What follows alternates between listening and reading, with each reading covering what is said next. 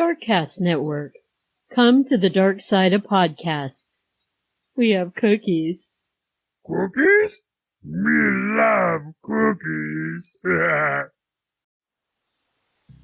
If you like weird, spooky, and strange history, then I have the podcast for you.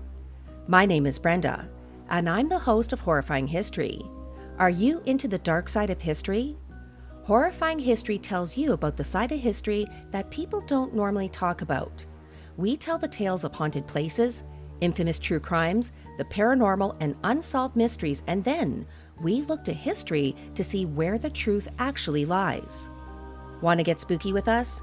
Get your Horrifying History fix by subscribing today on your favorite podcast provider or by going to our website at horrifyinghistory.podbean.com.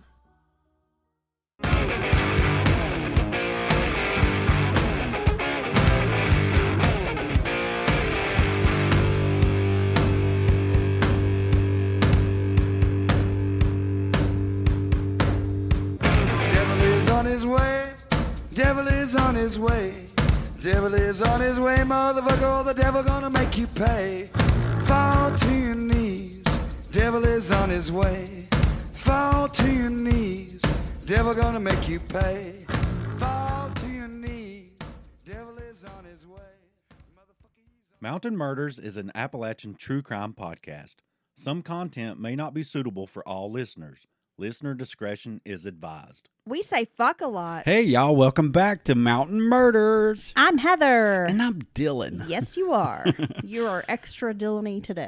Am I Dylan-y? Yes. You got me wound up, girl. You got me wound up. All right. So that's how I know you're extra Dylan-y today. That's right. Get you in the right headspace for the podcasting. Is that what we call it? Yeah. How you been? How's your week going? Same old, same old. You know what I'm saying? I do know what you're saying. Ain't nothing going on but the rent, you know. Every day seems like Groundhog Day. And I'm sure I've said that before on this podcast, and I'll say it again. I tell you, I'm in a pretty intense groundhog loop right now.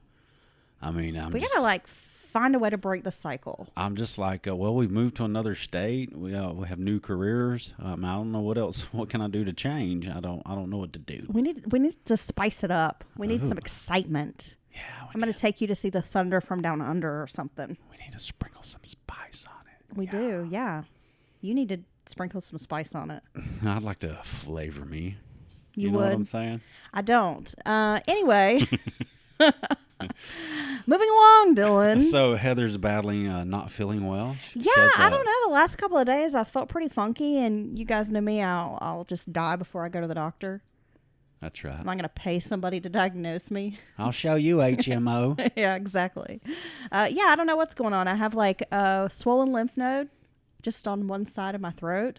It's really, really sore, tender to the touch. So swollen, it's it's making my ear hurt. Oh my It's gosh. bothering my ear. I don't know if I have an ear infection. My throat's sore just on the one side. I find that when I was trying to sleep and I happened to toss on, and turn onto that side, I was like, ah. It's that sore. Yeah. Wow. So I should probably go to the doctor, right? I was going to say you should probably go to the doctor. We'll see. I just sit around watching prescription medicine commercials, Yeah, that's why I don't want to go to the doctor. They're going to end up prescribing me something that has some weird side effect, like, your perineum will fall off or something if you take this medication. God, the perineum's come into play a lot lately. Or you'll have anal leakage or something. These commercials, when they start listing the side effects, and it'll be for some shit that you're like, how does this cause anal leakage? This is from my eye. Well, it'll be, look. I don't understand. Some of the stuff's very serious, but a lot of times it's something that's, seemingly kind of superficial or not that big of a deal, toe fungus or something like that. And then the side effects will be through the roof. Suicidal ideation. You may have a homicidal rage. You may just fucking die is one of the side effects. And you're just like, I think I'll just live with the problem. The toe fungus. The toe fungus or the sleepy leg syndrome. And I'll just live with that because this pill medication sounds dangerous.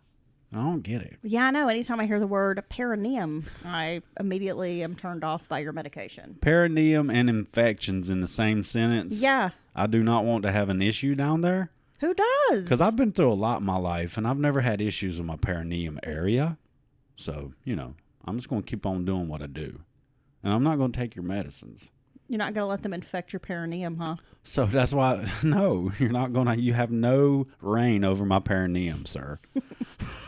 I'll give you no access. And so that's why we just sit around and talk about we don't feel good for about a week or two, and then it gets better. That's true, yeah. And we're also at that age where, discussing your ailments is hot topic. It's a hot topic. I realized the other week that we certainly are, you keep realizing you're in the middle of middle age.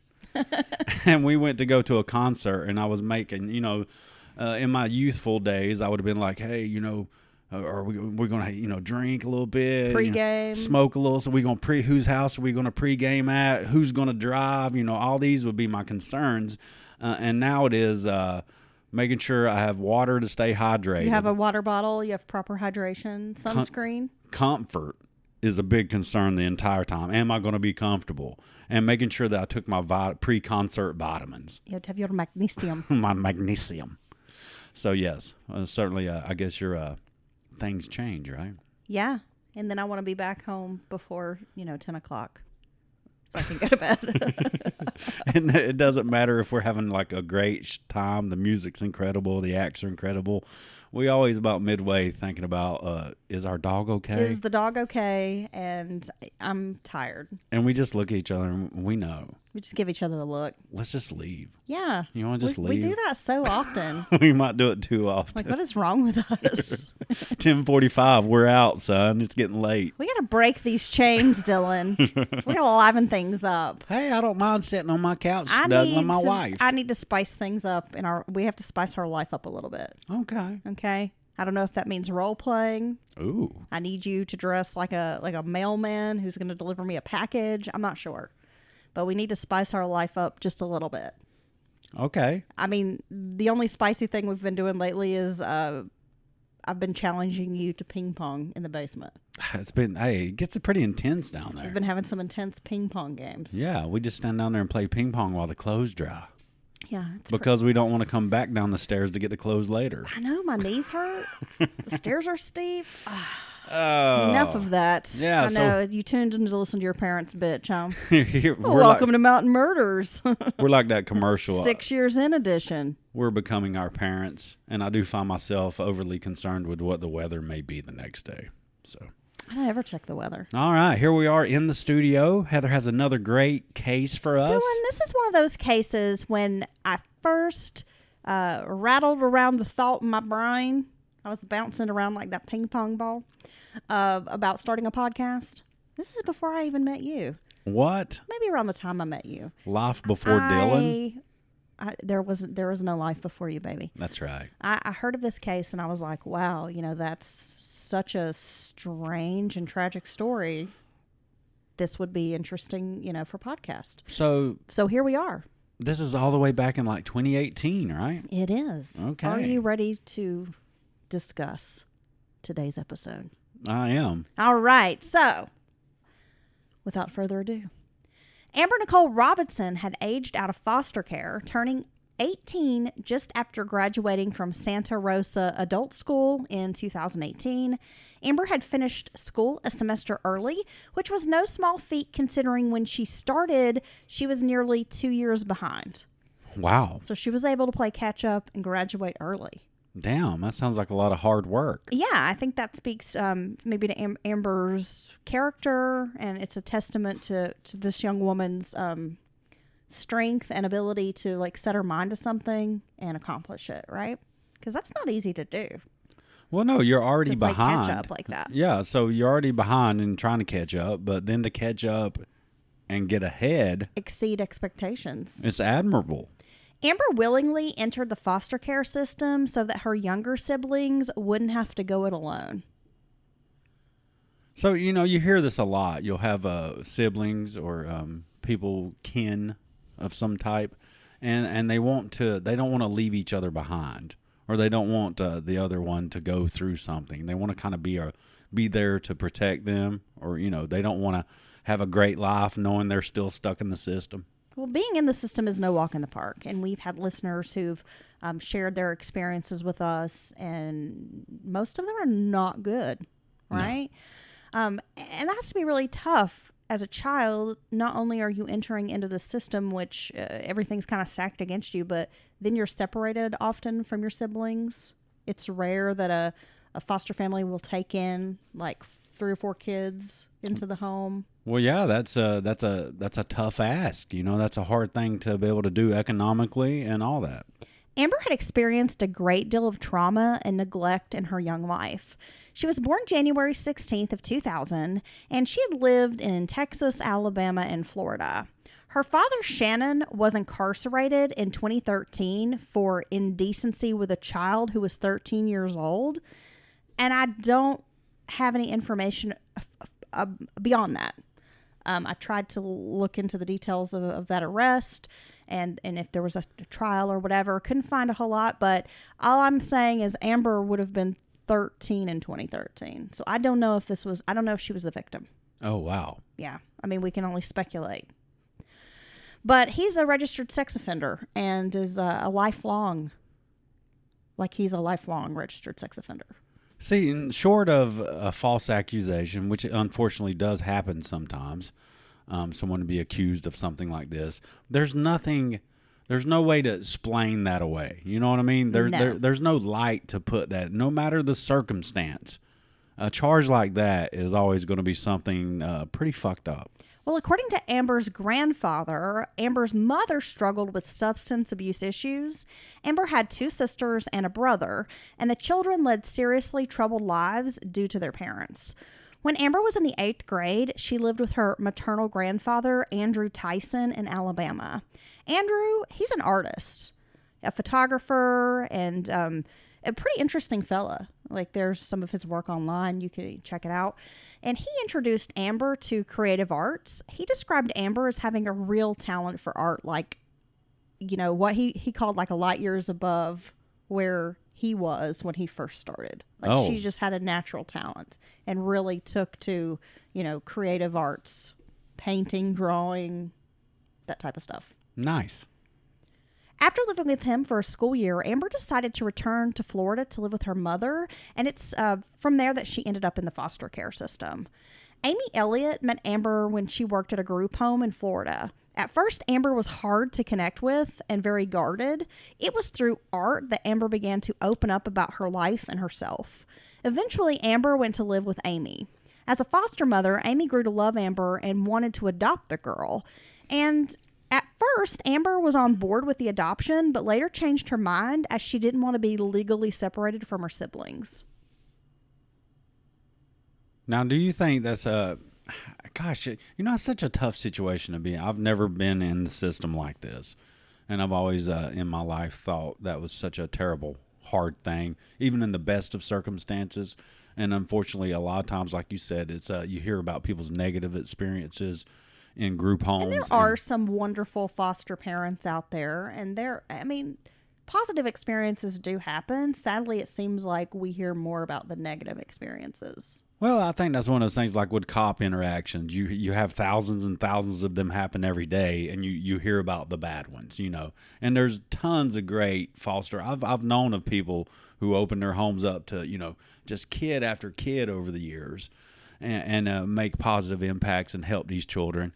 But, it's got to be a tough thing, because you have you're not only dealing with the bureaucracy of the system, you also have a human involved, and they, and they're typically coming from some kind of traumatic situation. Exactly. So that's got to be hard.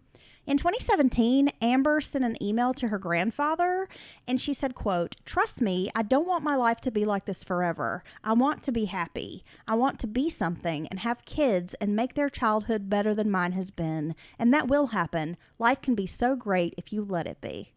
Oh. After graduation, Amber was looking forward to her future in college. She had earned scholarships to the University of West Florida and Northwest Florida State. But according to Amy Elliott, Amber had not decided where she would attend. Amber dreamed of becoming a marine biologist and loved spending time at the beach. The carefree, spirited Amber also loved tacos in addition to art. Andrew Tyson said, quote, "She was unique from the beginning." Jacob Brandow, who met Amber just before the end of high school, called her an intent listener. He said, quote, "Anything you brought up with her would turn into a conversation. She was genuinely interested in what other people had to say and who they were." Wow. I mean, she really sounds like a delightful girl. Well, she sounds like a caring person who is she's one of those people, like if you're at a crowded party or, you know, a busy event or something, would take time out to talk to someone who might need it. You know what I mean? And genuinely wants to get to know people and yeah. what makes you tick and who are you. And it's not just surface or superficial. Right. She's really listening. She's really, truly engaged. After graduation, Amber was couch surfing and ended up staying at Jacob Brandow's house against his parents' wishes. Their days were spent watching documentaries and having deep talks and experimenting a little bit with mushrooms, Dylan. Oh, wow.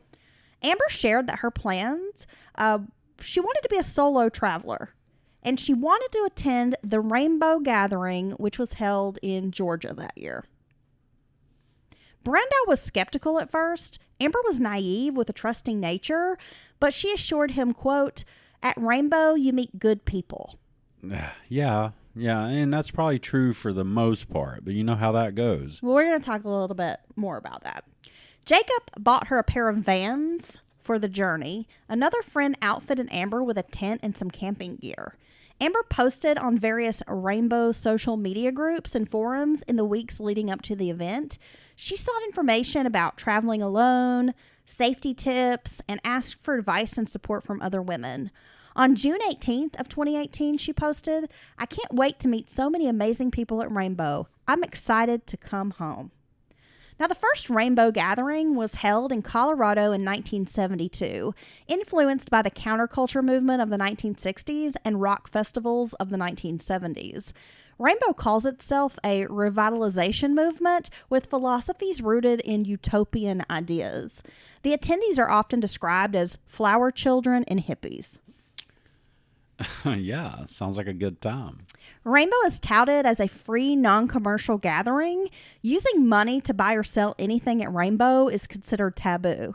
The event is organized by volunteers. It costs nothing to attend the gathering. And the basic principle is that your basic necessities, your basic needs should be shared freely. Luxury items you can trade for. And one of the bits of information I was reading about Rainbow, one of the items that is quite popular to barter, a Snickers bar. Really? So like if you bring Snickers, you can barter for just about anything you want. Really? Yeah. Well, it's an interesting concept. I mean, you know, as long as everybody takes part and, you know, unfortunately we have groups like this, there's always someone out to get over on somebody. You know what I they mean? have a nickname for those people. What are the users who show up and they don't put any sweat equity into setting up the camp or cleaning up or preparing a meal. They don't actually help like with the communal aspect. They're just there to sort of be like a suck, a leech, right? Oh, wow. They call them drainbows. Drainbows. Yeah. Oh, he's a drainbow man. Yeah. Wow. Now- Wow, we have those in society. We have lots of those. Now, at a Rainbow Gathering, you can find people singing by campfires, plenty of live music. People are jamming just about everywhere you go. There's fire juggling, art projects, like performance art pieces happening. Big discussions. They do these like spiritual ceremonies. It sounds pretty cool, actually. There's a profound sense of community at the event, as well as the spiritual aspect. And of course, others say the event is basically an excuse to throw a wild party in the woods. Well, I was going to say there may be a few drugs present at this event. Pot smoking, alcohol, which is relegated to an area they call A Camp. They don't really encourage alcohol at this event, but they do have like a designated area for it. Nudity and drum circles abound. Some people have called it a hippie Disneyland. Okay. Yet there are problems with the gathering. Many Native American tribes have complained about cultural appropriation because some of the rituals and ceremonies, which have been borrowed for the event, have been used without tribal approval, or they kind of bastardize what is a significant cultural like spiritual ceremony.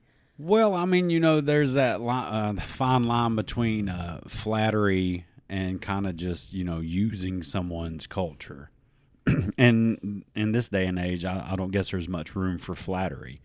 But it's got to be even worse when you take something and you kind of mush it all up and change it. Yeah. Or change the intent or the results, if you will. Or you're doing something incorrectly. Yeah. While you're saying, oh, well, this is a Native American ceremony, but you're totally bastardizing it and like putting your own spin on it. It's not the way it's done. But you're being actually about it, explaining it to people. Well, yeah. Well, actually, Dylan. Now, see, the concept of the hippie culture, if you will, it sounds great on paper. If everyone shares co-oping, everyone shares, everyone does the work to get the benefits of a community, if you will. It sounds great.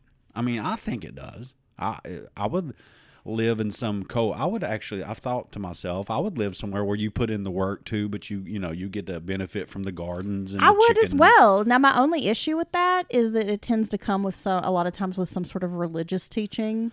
Well, there's that aspect. Or some sort of cultish aspect, like you have to worship the leader and you can't have sex with your husband. You can only have sex with the leader. Wait a second. Just weird, Wait a second. Mother Earth told you that you can have sex with my wife, but I can't? I don't want to be branded. I don't want to be David Koresh. Well, see, I think the reason there are these similarities. Also, communism doesn't work. We've seen that. Well, so communism would work, but you see, that's the problem. Is you always got the small group of people that want to live in the castle while everybody else does the work in the wheat fields, if you will. You know what I'm saying? Right. No one ever truly wants to share. But if anybody else wants to start a commune and you've got some land and you want us to come and help you garden and whatever, dig some latrines, I'll come be part of that. I got a strong back. I'm just not going to worship you. But see here, that was my point I was getting to, is that it's never fair. It's never truly equitable. It's inevitable. You're right. There's always the pigs are being the house wearing the clothes. Well, the philosophy is there. It's the people that ruin everything. That's because humans are devious. You can have 100 good people, or you could have 100 people, and 95 of them are going to be fine. I don't know, that percentage might be high. But then you're going to have the handful of assholes who are going to lie, cheat, and steal. It's just inevitable. Well, yeah, and actually we're seeing that on a small scale with this story. So let's get more into this. There are also some issues with the Forest Service. As often as the gathering happens, they, for years, didn't get the proper permitting. So this was kind of a battle between the people who are like, it's free public land, and the Forest Service who's like, you have to have a permit to have 10,000 people gather here. Wow. So they do it on public land. And that's why I'm kind of fascinated by the fact that it's not actually more organized. I didn't realize it was like a free come as you are. Well, they have volunteers right. who kind of help, but there's no true leader or organizer. Well, that's a lot of people to not have kind of some kind of organization in place. Yes, and somehow they're able to pull it off. Often there's damage to the land, campgrounds, facilities are left trashed. There's human waste left behind. A lot of the small towns where these events happen talk about, here come those rainbow people, because, they bring a certain lifestyle with them that maybe some people don't want around. Well, see, that's what kills me. Ruffians about. That's what kills me about stuff like this. Is crime. You're espousing all this, love nature, just good vibes, man. But you can't pick up the fucking trash that you leave behind. You're shitting where you shouldn't be. Like you said, it's a few bad apples spoil the bunch. And over the years, there have been reports on the dark side of Rainbow. Drifters and vagrants who attach themselves to the event, then engage in hard drug use, sexual assault, theft, violence. I have a few examples, Dylan. Very strange story. I kind of dived into the story a little bit, did a little research on it, but I'll sum it up with a few lines here. But if you're interested, I definitely recommend going and checking out the case because it's just very, very strange. 54-year-old Marie Hansen, a grandmother from South Lake Tahoe, California, went missing while attending the 2011 gathering in Washington. 4 months later, in October of 2011, Marie's remains were located near her campsite. Her death remains a mystery. She had attended the event for the first time with a neighbor who didn't seem too concerned that she had vanished. And this guy, he's sketchy. His last name was Peck. She went with him, and, you know, his story kind of changed about when he had seen her last, where she might have been. Well, just not being concerned that she's missing should be a red flag for anyone. Marie was married for 35 years and a devout Christian. When she first heard about rainbows, she thought it might be a good place to go, like, minister. She told her husband, well, this sounds like a place where people might want to know about Jesus. Yeah, maybe. You know, Jesus might even be there. So she went, you know, to hang out and was excited about it. And, you know, people reported that she seemed like she was having fun, but then there were some other reports of her where she seemed like maybe she was unwell. Oh, really? The sheriff's department didn't really want to investigate her disappearance, refused to get search dogs involved until some months later. And then, wow, there's her body, like, not that far from the campsite. And only like 15 feet from a road. Yeah, it's really, really bizarre. Like I said, if you want to look into the case, it's really strange. So if they, I think it's safe to say, possibly if they'd had an active search and very quickly mobilized, they maybe could have found this woman and gotten her some help. Possibly. Or Wow. at least maybe been able to determine a cause of death because the autopsy didn't really yield much information. Right. It was so late, you know. Her body was so decomposed when they found her. So, yeah, but that happens to be kind of an issue with this event and law enforcement in a lot of these communities is that you do get calls, people missing, missing persons reports filed, that kind of thing. And a lot of times the law enforcement in the area is really slow to act because these people are often transient and kind of move from place to place. And law enforcement doesn't often want to get involved and investigate. I've never understood that. I mean, I get it's hard. Sometimes my job's hard, but I don't just stop doing it when it gets hard. You know what I mean? There are other parents whose estranged kids are often rumored to be traveling with rainbows. And these parents post heart-wrenching messages on social media asking for help in locating their children. Sometimes they get information like, yes, your child is traveling with us. Yes, your daughter's here. Your son is there. But a lot of times they get no response. And so these parents don't know where their missing loved one is. Now, does this thing move around? Yes. Is that the deal? Yeah. Like every year it's held in a different location.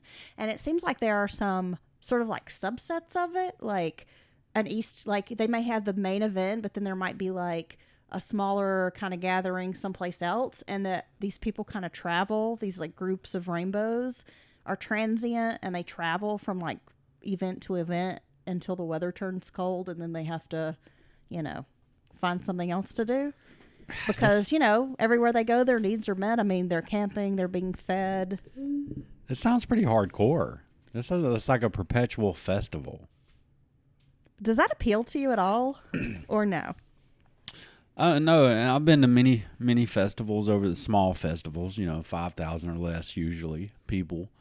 And I've had a blast at many a time, but no, this perpetual journey, if you will, to see that kind of what you're describing kind of sounds crust punky to me. It is, yeah. You know what I mean? A lot of train hoppers, train jumpers, Right. crust punks. That Right. definitely is a lifestyle that bleeds over into this community. Once or twice a year, I could go camp for a couple of days, and have a big time, and honestly, that was mostly just people having an excuse to get fucked up. I mean, that's what it is. See some good live music, if you will, some bad live music. You never know, and just it's a big party, But it seems like these people doing this are kind of more trying to live a lifestyle. You know what I mean? It doesn't seem like they're a weekend warrior with it, I think you get a mix. I think you get some of the leftover like hippies who have settled down and Now they own a home and have a real job, but this is kind of getting back to their roots kind of thing. And then I think you do have this group of like maybe young people that it is more of a lifestyle for them. Right. Yeah, I think you get a mix. And then maybe some people who just want to go just check it out and see what's going on. But it seems like it kind of encompasses a lot of different age groups. Okay. Yeah, like you have young and old people there, couples with their kids, children, babies, People with big hands. elderly people who've been doing it, People with tiny since heads. the original. Like Yeah. I've read articles where it's like, people in their 70s have been doing it for 50 years, still doing it. Wow. Yeah. In 2014, Heber City, Utah police arrested Lelaine Novak Garcia, known as Hitler. Oh, wow. That was her rainbow name. That's a cool A lot nickname. of these, is it? No, It's not. Who the hell? I mean, if somebody comes and like, I'm Hitler, I'm like, you chose that nickname? Yeah, a lot of these people have nicknames. Okay. By the way, so we'll talk about some more. It's like their nicknames in a minute. trail name Yeah. on the Appalachian Trail. Yes. So Hitler repeatedly stabbed a man at the Rainbow Gathering after he asked her to stop honking her car horn. She ended up serving like 300 days in jail. Damn. Yeah. Another interesting crime case attached to the Rainbow Gathering is Jose Antonio Ramos, who was the primary suspect in the disappearance of Eaton Patz, which is a famous New York City missing child case. He was twice removed from the event and was convicted of molesting an 8-year-old boy at a Rainbow Gathering in Pennsylvania. Jesus. So you do get creeps. Oh, yeah. Yeah, and especially around... You do get people who want to prey upon these people that they see as weak, right? Because they're hippy-dippy, they're happy, let's share, let's love, and they're viewed as an easy target. Well, yeah, and that's exactly right. They come in and they take advantage of the way these people are, at the very least, trying to live. You know what I mean? And some years back, Dylan, we covered the unsolved 1980 double homicides of 2 women who were murdered after attending the Rainbow Gathering in West Virginia. Yeah, see, that's what I remember. And I was like, wow, this is East Coast. Now you're on the West Coast. So that's kind of wild how it goes all over the country. It does. Amber Robinson set out for the 2018 Rainbow Gathering held on the Chattahoochee National Forest near Bull Mountain. In the days before arriving, Robinson had written a song called I Just Wish I Was a Mushroom. I've heard that song. It's a really good song. She had a love for natural hallucinogenics, like mushrooms. Amber was known to perform with a ukulele. It was likely her love of music that bonded her to another Rainbow attendee, a guy named Joseph Capstraw, who played guitar. Yeah, he was a renowned ukulele maker. So they had a really strong bond. You were silly. So Capstraw is known as Shaggy or Stivage Sage. What would be your rainbow name? I don't know. Bitchy? I was going to say it wouldn't be that flowery. Yeah. My rainbow name would be Dookie Pants. I believe it. I fart sometimes. You're a disgusting person. Okay.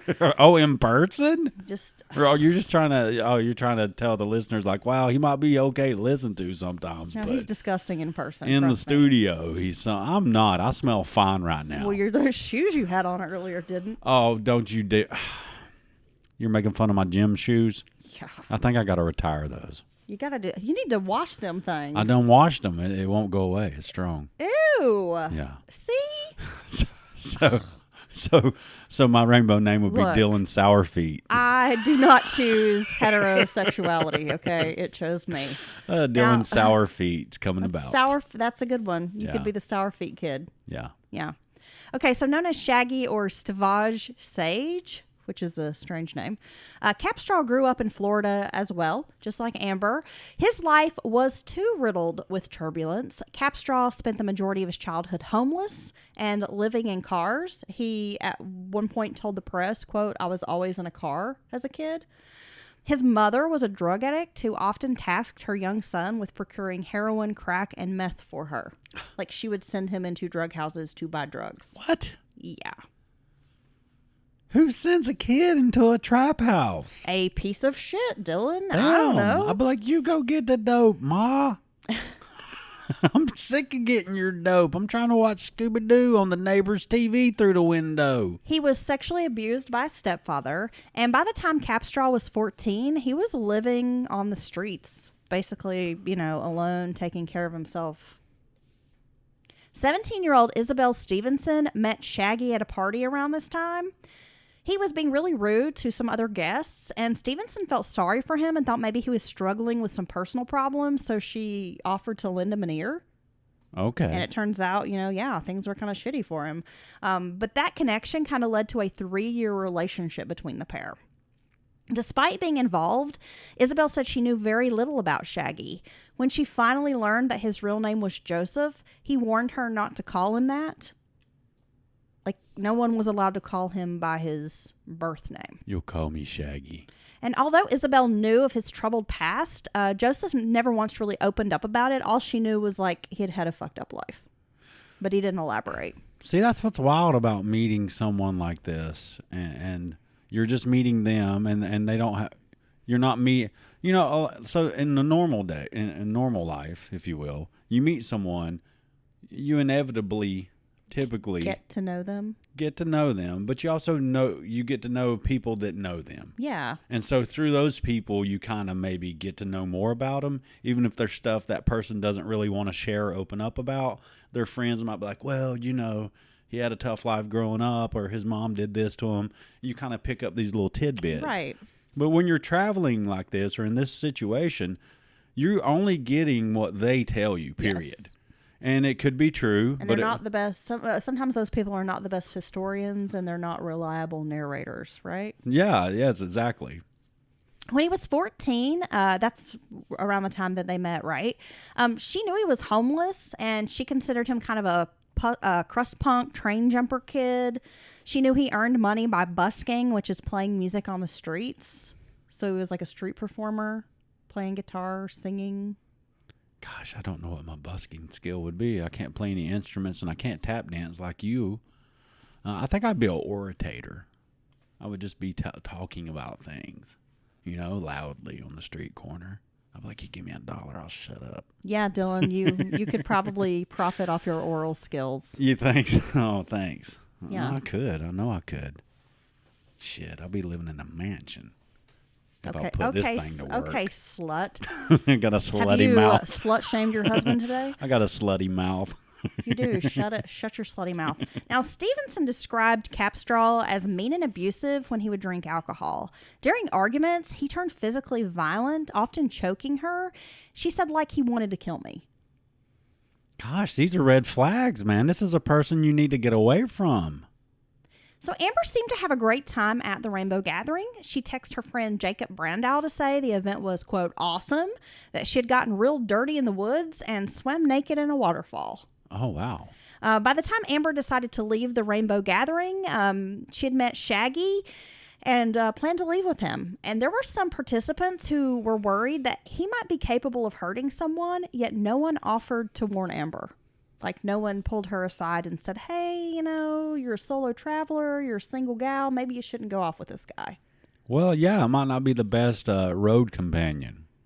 Amber had no idea that a year earlier, in May of 2017, Joseph Capstraw had been charged with attempted murder. He'd engaged in a brawl with another homeless man in Jacksonville, Florida. Capstraw cut the man repeatedly on the neck and chest with a knife. After the attack, Capstraw ran away, then buried the knife. He was finally arrested, and it went to trial. But witnesses testified that Capstraw was acting in self-defense, and he was acquitted on these attempted murder charges. Oh, wow. Yeah. On June 25th of 2018, Amber departed the gathering with Shaggy. She made a social media post declaring she was excited about this new lifestyle with her, quote, road dog Shaggy. She said the pair had made $80 busking together, enough for, quote, a nice motel. Damn. The couple made their way to Nashville, Tennessee. And we know this because Shaggy had posted something on social media about being in Nashville. And then they hitchhiked to Kentucky. Amber and Shaggy were picked up by a stranger named Jacob Barnes in Elizabethton, Kentucky, near a Walmart on July 7th of 2018. When he learned that the couple was homeless and traveling, Barnes offered them a place to spend the night, where they could rest and take a shower. So this young man takes them home. He's got a friend with him, a guy named Levi. Along the way, they stop and pick up a young woman named Amber No. And they take Shaggy and Amber along to 7 Joan Avenue, which is like a 2-story residence where Barnes resided. And it has been said that Amber kind of cleaned the house while Shaggy helped clear some fallen trees from the property. And Barnes had maybe offered to pay them a little bit of money, just enough for them to get some bus tickets. Oh, okay. So they could head out. And during this time, Amber texted a friend saying that she was planning to separate from Joseph Capstraw. She wanted to head to West Texas, where she had some family, and then to California, where her mother and sister had lived at the time. Amber told her friend that she might be able to get some modeling work in Los Angeles. It was undisputed that upon arriving at Barnes' home, everything seemed fine. Jacob Barnes would later say that Amber and Shaggy were playing music together and singing. Amber was playing her ukulele. Everybody was having fun. According to Barnes, they all watched a movie together.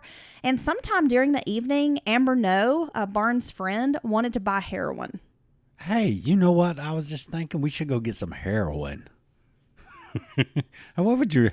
I could only imagine how you would react if someone said that. You would be like, "What the hell?" Yeah.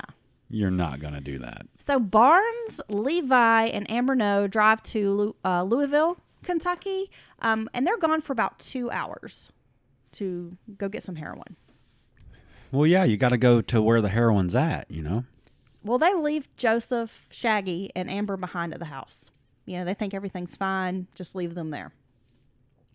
Capstraw will claim that during this time, he and Amber drank a 5th of bourbon mixed with grape crush, which sounds disgusting. I'm puking on the inside right now.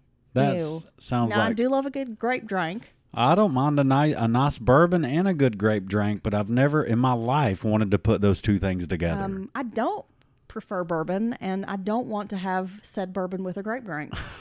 Okay. Now, while engaged in conversation, Shaggy said Amber began making disparaging remarks about their host, Jacob Barnes. She was upset that Barnes was taking Amber No to buy heroin, and they ended up getting into an argument about this. Like, why would you even care if this is even true? Why would you care? Well, he thought she was being judgmental. Oh, about them wanting to go use heroin? Okay. At some point after, Joseph Capstraw departed Jacob Barnes' home and ran through the neighborhood knocking on doors. He didn't get a response, and by the time he got to the third house, which was owned by a man named Stephen Ginn, who was asleep in bed, and this is between midnight and 1 a.m., Shaggy is able to awaken Stephen with a series of bangs on the door. And that's when Stephen Ginn opens the door and sees Joseph Capstraw covered in blood standing on the porch. Now, what would you do if someone wakes you up in the wee morning hours and they're covered in blood and they're just standing on your porch? Well, I would be like, my first thought was going to be like, is something, what's happening? Is something wrong? And then you open the door and they're literally standing there covered in blood. I would be totally freaked out. Stephen didn't allow Capstraw inside the house, but told him to wait on the porch while he went to get up like his oldest son to help him. When Stephen Ginn and his son returned, Joseph Capstraw's behavior was growing erratic, and he kept saying, quote, he had done something bad. No, I would not. Okay, look, I'm not going anywhere with this guy. I'm simply going to shut the door and call the police. Joseph Capstraw then asked the men to follow him to the 7 Joan Avenue home. As they followed him to the house, Shaggy kept saying he had done something bad, then blurted out, I killed her. No, and they're still going along with this guy? Well, they don't really know what's happening. I'm saying, though, I would be like, I'm not going anywhere, bud. Sit down over there by the garden gnome, and the police will be here in a minute. When Jen appeared at the home, he peeked inside, and he said, quote, it was a mess. Oh, wow. Now, during this time, residents in the area who had heard Capstraw banging on doors had called the Elizabethton police, and Sergeant Huggins and Officer Fauci were dispatched to the neighborhood. It was just like a disturbance call. They didn't really know what was happening. The officers were flagged down by Stephen, who directed them to the Barnes home. When they pull up, Joseph Capstraw is on the ground, rolling around the yard, screaming, "Save her, save her, save her."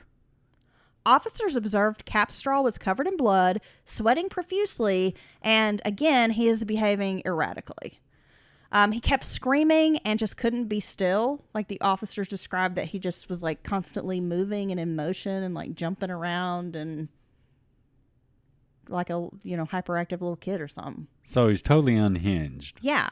Just moving around the whole time. Dylan, your mama would tell him he needed to get somewhere and get still. Yeah, I need you to sit down over there, bud. Yeah. Stop.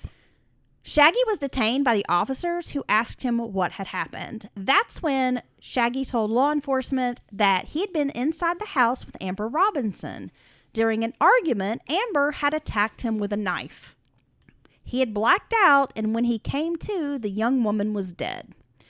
Sergeant Huggins detected a faint odor of alcohol on Capstraw, but Officer Fauci did not. Aside from his unstable behavior, Capstraw didn't exhibit any signs of intoxication. Capstraw showed the officer several superficial cuts on his left forearm, which were bandaged by emergency services at the scene. Capstraw didn't report any other injuries at the time. Inside the house, police spokesman John Thomas described finding, quote, "the most brutal scene he had ever seen." Jeez. Amber Robinson was lying in a pool of blood, beaten so badly that she couldn't be identified with photographs. There was blood and tissue matter on the floor and couch in the living room. A red foamy substance was coming out of her mouth, which showed she had likely aspirated on her blood. Once Capstraw was transported from the crime scene to the police station, he was interviewed by a detective named Madison Kuklinski. And although he didn't admit to killing Robinson during the interview, Capstraw made statements like, quote, "I know what I did," and, quote, "I guess I killed her." During this interview, Capstraw said the pair had gotten into an argument because Amber was judging Jacob Barnes about the drugs. This makes no sense. Like, why do you even care what she thinks about these people y'all just met earlier today? I mean, seriously. Who knows? And here we go with a second time this guy's involved in someone being killed. Or nearly killed. The first time it was just nearly killed. And his story is he was attacked. It was self-defense yet again. Well, it worked one time, so he's trying to get that defense going again. Now, Capstraw claimed that he had tried to calm Amber down, but she went into the kitchen and grabbed a knife. She attacked him with it, causing the cuts to his left forearm. He was adamant that the cuts were caused by Amber and not himself. But law enforcement, they weren't buying this. They were superficial cuts. Right. And they definitely look like something he had done himself. They did not look like defensive wounds of any type. No. And everything that you've said about Amber makes me think she would never go randomly get a knife and attack someone. While the interview was happening, Joseph Capstraw then complained that his hands were hurting. After the interview concluded, Detective Kuklinski sent Joseph Capstraw to the hospital to get his hands and arm evaluated. Joseph Capstraw was arraigned on July 12th for the beating death of Amber Robinson. Amber's autopsy was performed by a forensic pathologist named Dr. Jeffrey Springer.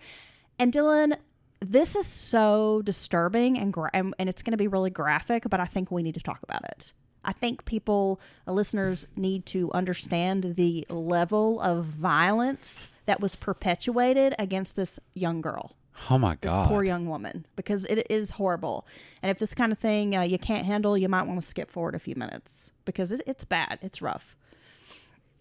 Okay, so Dr. Springer stated that Amber's cause of death was blunt force trauma and strangulation. Amber was petite. Dylan, she only weighed about 92 pounds and stood at 5'3". Okay. Now, Joseph Capstraw was 6'2" and weighed about 188 pounds. Right. And I'm going to post some photos of Amber and Joseph on social media. You'll be able to see those on Instagram. And you can see the difference in their size. He's quite a bit bigger than her. She looks like she looks tiny compared to him. Right, and that's a rather small. That's a very, like you said, very petite woman. That's a little gal. It is. Yeah. Now, Amber's toxicology screen was at 0.093%. They estimate about 2 hours before her death. So that doesn't really add up with his. We drank a whole bottle of bourbon, does it? No. Because bourbon's a heavy liquor. It have you messed up. Amber's face and skull had several lacerations, abrasions, and contusions. There was a 1-inch deep vertical cut between her eyebrows, beneath which the frontal lobe was fractured. She had 2 black eyes with small cuts below her eyes. Her nose was broken and displaced. Her maxilla, the bone which holds the upper teeth, was fractured and had broken, and had fallen down into her mouth. Jeez. One of her teeth was broken and just completely out. They found it on the floor. I mean, the strength that it takes to knock out a tooth. No, that's not easy to do, right? No, and this is not that any of it would be okay, but this is not 1 or 2 strikes. This is just a full-on rage beating. Her neck showed signs of manual strangulation, including bruising, and detectives talked about how, it takes a while for bruising to form. So there had to be a tremendous amount of force used to strangle Amber for it to bruise so quickly and to be such a obvious deep bruise. Right. However, they do think it was manual because there were no ligature marks. So Okay. this had to be done manually, which again, we know that strangling someone is not easy to do. And it takes time. I mean, it's not an instantaneous thing. The left ear was pulled away from Amber's head as if it had been struck with something like an object, but was kind of nearly, detached from her head. There was also a large dark bruise on Amber's arm just below the elbow, which detectives said was consistent with domestic violence bruises, like when a person is grabbed. A tooth was located next to Amber's body. And like I said, Dylan, it takes a lot of strength to knock out a tooth. Yeah. The retina of one of Amber's eyes had, quote, exploded. Jeez. Man, this is so brutal. Oh, it was clear from the autopsy report that this young woman had been brutalized. I mean, this is gruesome. Also, I should note that Capstraw's blood alcohol level was negative. So he was not drunk at the time of the murder. So he was not intoxicated at all. No, and I know this because remember my hand hurts, and they take him to the hospital. They do a blood draw. Okay. Yeah. So I guess dumbass didn't realize that would happen. So then they were like, "You're not drunk, bud." Oh, so he's trying to say he was so drunk he blacked out. Yeah. Joseph Capstraw turned down 2 plea offers. One was for 40 years and a second offer for 35 years. And in the end, he pleaded not guilty and chose to head to trial instead. When the trial started, a jury of, I believe it was 7 women and 5 men. That's 12, right? I can't do math. That's 12. Gosh, Heather's going to be on trial for her basic math skills. Hey, I've never denied that I'm fucking stupid. Your Honor, we find I'm a dumb bitch. We find the defendant guilty of being a dumbass. I can't do math. I cannot. It's okay. Yeah, buddy. yeah. Plus, I'm not feeling that well, Dylan. I got half my fucking throat swolled up. Look, Shaggy, you're not going to take your childhood and use it as an excuse. You're not going to take your lymph node and use it as an excuse for not being able to add 7 and 5, Heather. It's all the things, Dylan. Okay. So, they've got this jury. It's kind of heavily women. Yeah. And they're going to hear testimony from a number of witnesses. The defense had Capstraw evaluated by psychiatrists, as they argued he may have had untreated mental illness at the time of the murder. Hospital records from Florida showed that he had been prescribed Seroquel and Depakote on different occasions. Seroquel is used to treat schizophrenia, and Depakote is used for bipolar disorder, migraines, and seizures. And he was not using those medications at the time of the murder. So he was not medicated, which clearly he needed to be for some reason. Well, yeah, it sounds like he has rage issues to me. I mean, he's hot-headed, if you will. Capstraw spent 45 minutes on the stand in which he admitted to lying about being attacked by Amber. He also admitted that he cut himself. Oh, gosh. Amy Elliott, Amber's foster mother, said, quote, "Seeing him made me sad." Capstraw said, quote, "No matter how many times I say I'm sorry, it won't bring Amber back." Well, no shit, dude. Maybe I shouldn't have killed her, right? Andrew Tyson, Amber's grandfather, read several letters and emails that were written by his granddaughter. In an email dated September of 2017, Amber wrote, quote, "Thank you for teaching me art and being the only stable memory or family I've had." There's more to these emails, and they are heartbreaking. She also begged him to send her some old photographs, saying that she, quote, "really missed her mommy." Damn. Yeah. And that she wanted to see memories from the past. She was like, "I don't care like what pictures, just please send me something. It just will make me feel better to see like happy times." Isn't that sad? It's very This sad. poor girl. Tyson said, quote, "I haven't slept through the night in a year and a half. I wake up sometimes crying and I can't control it." Amy Elliott said, quote, "She was deeply loved. She deserved better than any of us gave her." Shannon Robinson, Amber's father, was incarcerated at the time of the murder, and he learned about Amber's death through the prison chaplain. Wow. Keith Robinson, her grandfather, told the press, quote, "You see Hi. Sorry. You see things like this happen and you see them on television. It's not something that is supposed to happen to us, you know. It's just terrible." It is terrible. Dr. Springer, the pathologist, testified and said, quote, "It's not possible to say how long she lived after the assault. This would not be an immediate death. That's one thing I can say for sure." So this poor girl suffered. It sounds like she could have been possibly helped to some degree if she did truly aspirate on her own blood. But like she just laid there suffering. Not only did she suffer brain trauma, but there was a number of stab wounds to the head along with an undetermined number of blows. So she was so badly beaten, the pathologist couldn't even determine like how many times, like roughly how many times she had been hit. So, where's all this rage towards her from him come from? That's a good question. I know what I think. At the very end here, we'll talk about what I think happened. It only took jurors 6.5 hours of deliberations to return a guilty verdict. Joseph Capstraw was sentenced to 50 years in prison. Capstraw had shown little emotion through 4 days of trial, but when parts of Amber's letter, the one that she had written to her grandfather in 2014, were read aloud, that's when he broke down sobbing. He had to be removed from the courtroom and then returned, and then after that, he kept saying, "I'm sorry, I'm sorry." Well, okay. There was no family in attendance for Capstraw throughout the trial, so he didn't have a single person there to support him. And that sucks, but you wouldn't have to worry about that if you hadn't killed this poor girl. I agree, and it's like I'm not gonna say I'm torn about this because this guy's a monster and he is where he needs to be, right? But I do have, I guess, empathy for his life and this terrible childhood that he had. And the fact that he doesn't have anybody either. But you have these two people who kind of shared similar experiences. And you have Amber, and she's so optimistic and positive and kind and loving, despite the fact that she's had to overcome obstacles. Exactly. And then you have this guy, kind of living similar situation. And he's a fucking monster. And he's full of hate and anger. And rage. Yeah. And I think she told him that she wanted to part ways. You think that's what it was? I think that's what happened. She told him, "Hey, I know we've been kicking it," or he had feelings for her that she did not reciprocate, and maybe he thought this was the time to let that be known.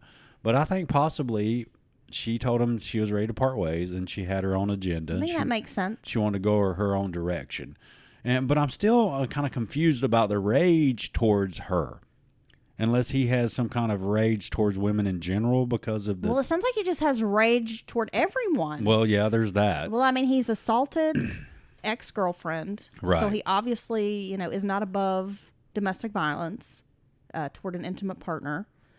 But he's also attacked another homeless man. I mean, I just think this guy is unhinged and is violent. He doesn't discriminate He has issues with his violence. He's not dealt with properly.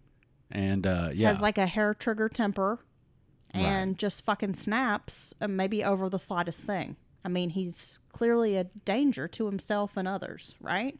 Right. Now, Amy Elliott said, quote, "I was very relieved with the outcome of the trial. Justice was served, but it is bittersweet blessing since it can't bring her back to us." Now, Dylan, in 2022, Capstraw appealed the conviction on grounds that the court allowed the admission of, quote, 8 gruesome photographs as evidence. Also, the admission of his medical records showing he had injuries to his hands and no alcohol in his system. And he also asked that any jail fees assessed be dismissed.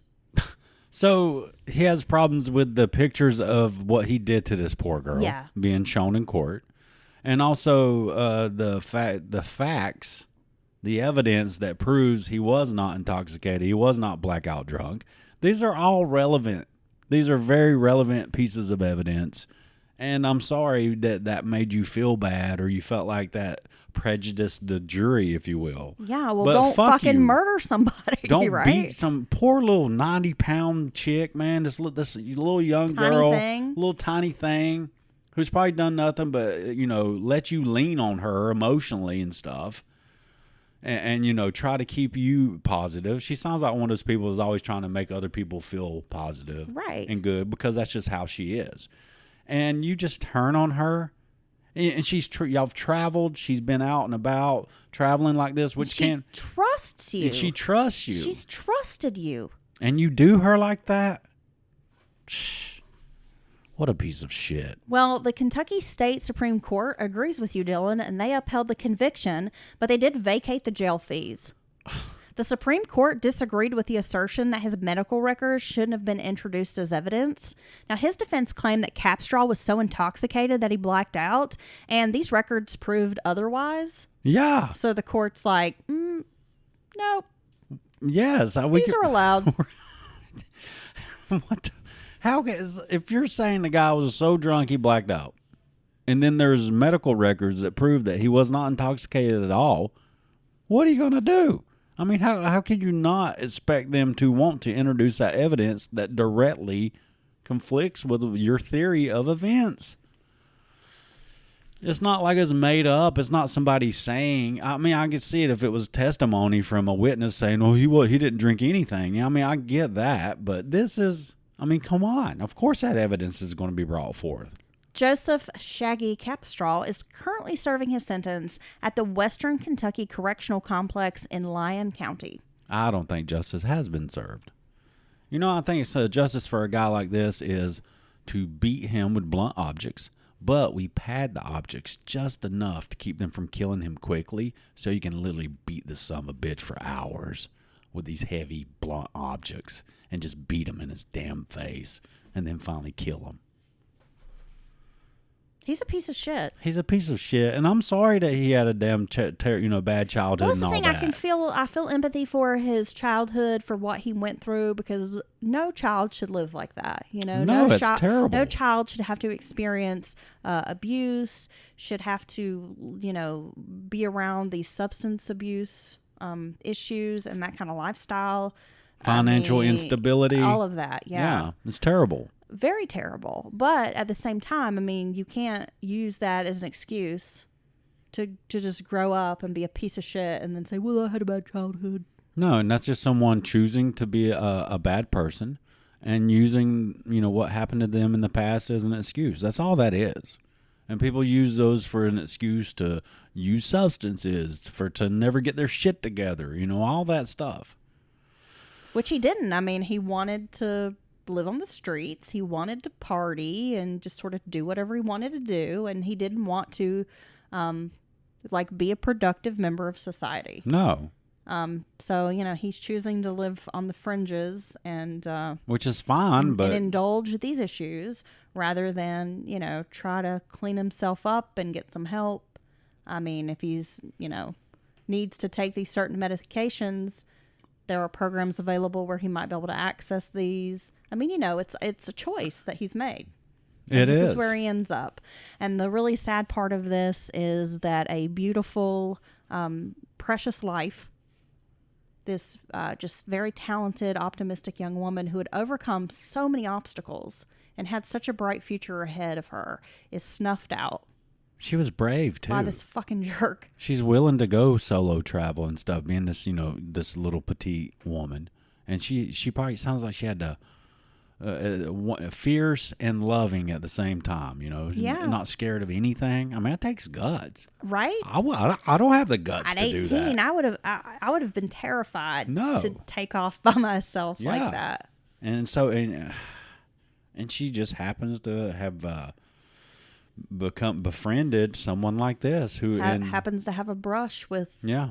the wrong person. God, so sad. But again, her friend, this is what her friend was worried about, because she was very trusting and naive. Yeah. And that sweet nature led her here, Right. All right. So that has been the story of Amber Robinson. And a piece of shit. And a piece of shit, yeah. So terrible. All right, Heather, thank you for that. Yeah, I will post some photos of Amber and Joseph or Shaggy or I'm gonna look. whatever. I'll post some photos of them on Instagram. And like I said, there is one that shows just the difference in their sizes. Right. It's just a really sad case. It is. But we should keep Amber's memory alive and her optimism. You said earlier, she was such a force. Yes, we all need a little optimism, and we can hope that things will work out, right? Dylan, you're such a little ray of sunshine. Aw. Leave us on some positivity today. Well, I've struggled lately with feelings of depression and stuff like that. I don't want to bring anyone down, but I do want to say if there's someone out there listening that it's going to be okay. And when you're caught in those loops or you feel just terrible, and you just remember, it's going to be okay. It's a pendulum. It swings one way, but it always swings back inevitably. So as dark and bad as it may seem, it's going to be that good next time. Yeah, you always remind me of this, and since I've met you, and it kind of helps me when I'm feeling low. Yeah. You always say, it's just, honey, it's just your brain chemistry. It's just brain It's chemistry. just brain chemistry, and things will be better. Like, Yeah. it'll change. Just know, it's not real. Well, that's one of the most... That these feelings you're having aren't real. Like, Right. even though you feel like they are, it's just your brain, and this, and I always try to take that to heart when I'm having little bouts of sadness. Yeah, because that's one of the most aggravating parts of depression is that sense, that just a feeling of gloom and stuff. Even when you can look around and see that things are okay, And just having no control over it. and you have no control over Because your it. brain decides to be stupid that Yeah. week or that month. Yeah. And so I've learned to just tell you're okay. Things are going to be okay. You felt sad today, but that's okay too. But you can't wallow in it. You have to always tell yourself it's going to be better. My brain's just doing this right now. It's the hormones and the chemicals mixing together. This is the way my brain does sometimes, but I'm going to be okay. Thank you. See, that's the ray of optimism we needed, Dylan. Oh, and I'll make a fart joke, and you'll make everybody laugh. Gosh. Please stop. Dylan Dookie Pants done come down to the festival down there. Oh, sour feet. Oh, sour feet. Teddy sour feet. You and your gross, weird feet and toes need to stay away from me. Hey, look, my toe's fine, and I got there's an update. I don't know if I talked to the listeners about my old man toe. We've been doing an antifungal treatment. Oh, God. And I'm getting fresh new growth, folks. A fresh new growth. Please stop. I didn't go to the foot doctor or none of that. I just got me some stuff down there at the Walmarts in the foot section. Because, again, we don't go to the doctor. We're afraid of things, of our perineum falling off our body. You ain't going to get me to make no co-payment, you son of a bitch. I'll have an itchy perineum before I give you a dime. You ain't getting my $25 copay. I'm getting fresh growth, and I believe the old man toenail is on the run. Thanks. Everyone needed to know about your toenail update. I will have Heather put some pictures on the gram of my before and after. No. I will not be doing that. All right, Heather. I just want you to know I love you the most. If someone was eating lunch listening to this, it probably just made them throw up in their mouth come a little on. bit. It's just toe fungus. You're making me throw up a little bit. Well, Would we you all just get it. Stop. We all dookie. I mean, we all do it. What is wrong with you? Somebody take his microphone away. Okay. Look, Heather, I love you. And a close second behind you is our listeners and patrons. I love them too. So until next time, Check out our merch store. Yeah, hey, nice. Yeah, I was going to seg into that. Check out our merch store because we have some new designs. Heather is dropping new designs constantly. She'll be doing this in the middle, and I'll be like, what are you doing? She's like, I'm designing something. And she has some of the coolest designs. We have some cute stuff. Really do. Yeah, so check it out. There's a link in today's show notes. Check it out. And if you're feeling froggy and want to join us at patreon.com/Mountain Murders Podcast, this past weekend we just dropped 2 Patreon episodes. We have Urban Legends Part 2. We have a lot of fun over there. And we also dropped a case of the murderous Martha Grinder. Oh, man, Martha was ruthless. Yeah, she was. She gave no fucks. She was something else, that's for sure. Yeah, and you can access tons of extra content in our Discord fam and, yeah, stuff like that. All the little ad-free episodes. Ad-free. You don't hear it have Bonus, ad-free. Dylan uncensored. Yeah, behind the paywall. Behind the paywall. Can you imagine what I say over there? Yes, I can. All right. I'm going to go put this girl to bed. She's tired. I'm going to go rest that gland of hers. It's like the middle of the afternoon. I'm not tired. You're always trying to get rid of me. I'm not trying to get rid of you, This is honey. what I've realized is that you're always trying to like put me to bed or something because it's like you want to secure me somewhere. Like, hey, I'm going to put you here and like then I don't have to worry about you. Well, you make it like I'll tie you up to the wall or You something. do. Gosh, at least they're padded restraints. See? I'm just kidding. I don't want to be put any place, okay? All right. I cannot be contained, much like yourself. She can't be. Okay? She's Heather uncontained. I'm gonna challenge you at some ping pong. I'm gonna kick your ass. All right. Old man toe. Let's get Let's it. get downstairs, sour feet. Bye. Bye.